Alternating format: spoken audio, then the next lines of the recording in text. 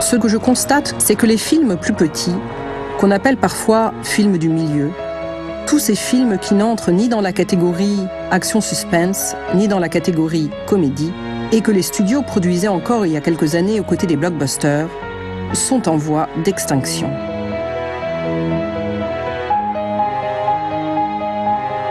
On m'explique que si le budget d'un film se situe sous la barre des 150 millions, il n'est pas assez cher pour intéresser un studio. Forrest Gump, Sur la route de Madison, American Beauty, aucun de ces films ne serait produit aujourd'hui. Ces énormes productions occupent tout le paysage. Il n'y a rien d'autre.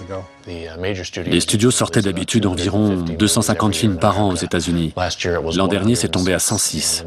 Et d'ici 2 ans, il n'y aura plus que 75 à 80 films. C'est parce qu'ils se concentrent sur les superproductions, les Spider-Man, Batman, etc., au détriment de tout le reste. Deadline Hollywood titrait juste avant Cannes, le drame est mort. Je me suis dit, vraiment? Ma carrière est foutue? C'est bizarre de se dire qu'on puisse dépenser 200 millions sur un film et 5 millions sur un autre, alors qu'à l'arrivée, ils font la même durée. En théorie, le budget ne devrait rien changer. Ce qui est important, c'est de toucher le public avec une histoire. Les studios sont devenus très performants sur les gros films. Les films plus petits ne les intéressent plus. Pourquoi?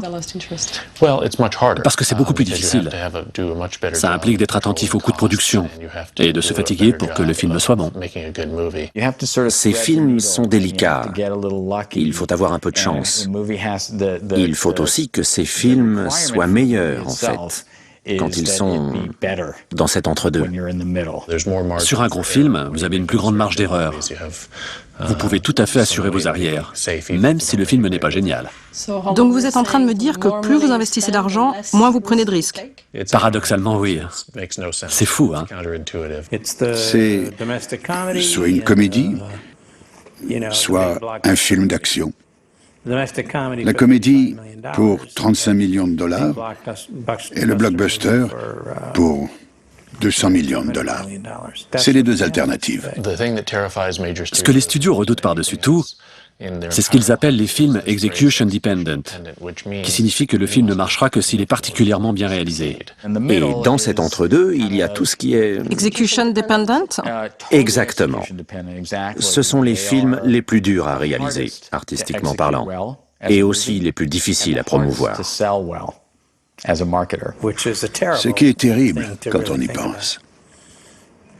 Parce que les films américains qui ont le mieux marché sont des films sortis de nulle part et qui, à première vue, n'avaient rien de blockbuster.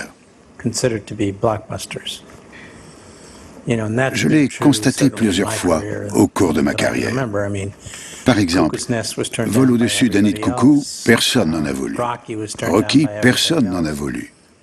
Le silence des agneaux, Danse avec les loups, Amadeus, Platoon et tant d'autres encore. Tous ces films étaient orphelins. Quand j'étais jeune, on faisait la queue pendant des heures, sous la pluie, pour voir le dernier Bergman, le dernier Fellini, le dernier Truffaut.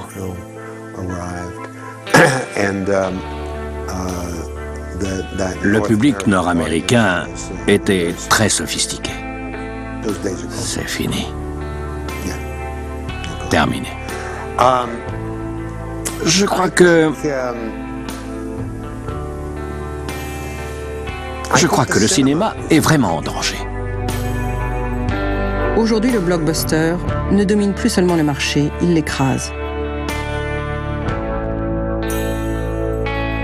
Que devient le cinéma quand explorer, c'est-à-dire échouer parfois, n'est plus possible?